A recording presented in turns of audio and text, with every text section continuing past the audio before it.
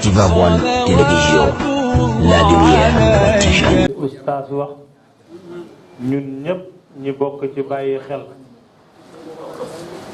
te it képp ku mu doon ci ñun rek yàlla defoon ngay woor nu mu mën a def rek na fexe ba balaa julli ji mu génne sakaatul kooram. xam naa ne oustaz sonn ta joxe lim bi waaye ñun fii niñ ko baaxoon di ko def ci at yi yëpp mooy 15 reer kon bu ko defee mbokk yëpp ñi bàyyi ci xel ci li siiw ci li ñëpp wax rek mooy ku wóor ba noppi dañuy aj sa koor tànk joxe woo mudd koor bi duñ ko wàcc kon nag bu ko de Baba nee na augmenté na 25 ba tey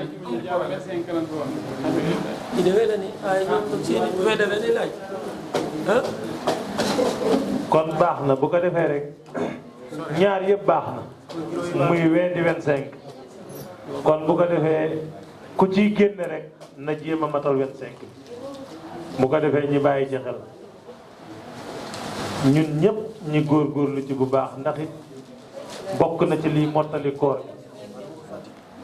xam nga oustaz dafa laaj lan moo indi sabab bi sabab bi nag du dara lu dul mbokki neen bokk nekk fi am ñu yàlla may ñi man bis bi lool am ñoo xam ne nii mënuñu ko waaye ñi bañ ñi xàmme kenn kon bu ko defee rek ñi gën di ko bàyyee xel bu baax a baax a baax a baax kon ñi ngi leen ci soññ bu baax bi ci desit ñii soññewaat ci daara ji mbokk yi ñun ñi nga xam ne ni yàlla boole nañu teg fii ci dëkk bi lu jamono xat nañu ñëw def ci suñ 30 minutes par dimanche amuñu fi lu ëpp lii amuñu fi lu ko fi gën tey dañ koy faral di wax kenn ku ne mun nga koo peese ci waxtu wi nga xam ne ni la ñuy daayira ak ci lum la manti fekk boo pare nga peese ko ñaan goo fi ñaan yàlla nangul la ko wala sax ñëw rek gisante say mbokki taalibe loolu amul njëg ñëw toog ak say mbokki taalibe amul njëg kenn ku ne yéene la yiw nga yéene ko yiw ngeen boole tàllal seeni loxo ne allahumma yàlla nangu rek lay bu ko defee rek dëkk bi di neex ñi bàyyi ci xel jigéen dëkk bi ku mu dëgër rek fonkal fee nañ ci di bàyyi suñu xel bu baax a baax fii yokkute rek a fi am ak fànn bu mu mënti doon benn danga fi ànd ak lu la naroon a lor nga ñëw ñu ne allahumma mu wàcc la amoon yeneen gàllankoor yu ne sa kanam nga ñëw ne allahumma mu wàcc la am na yoo xam ne nii du xaalis a koy faj ñaan rek a ci man dara rawatina nag ñaanuk soppe kon bu ko defee ñi ngi ñaan mbokk yépp ñi gën a fonkat daayira bi ak fu ñu mante ne ci dëkk bi bu dimanche jotee bu 4 heures ñun ñëpp nañu ran loolu it buy gannaaw bu loolu weesoo am na ñoo xam ne yàlla dafay def nee na ñi ngi ci yeneen i état wala ñii dem feera ak yooyu affaire yëpp di ci liggéey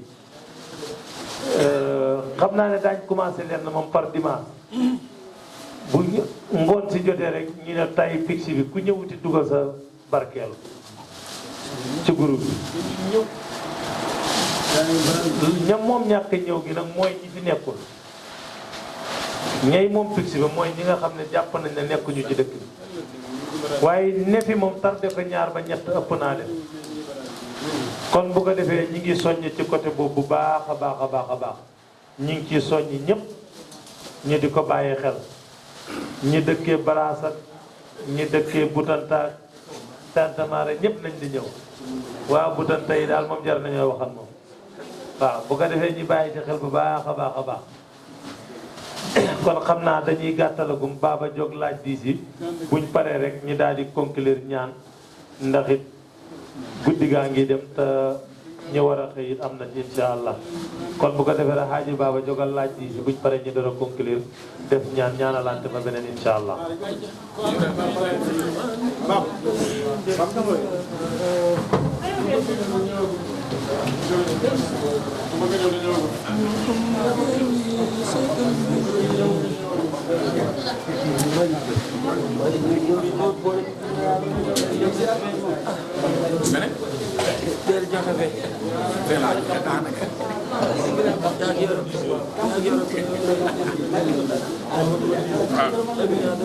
daanaka rek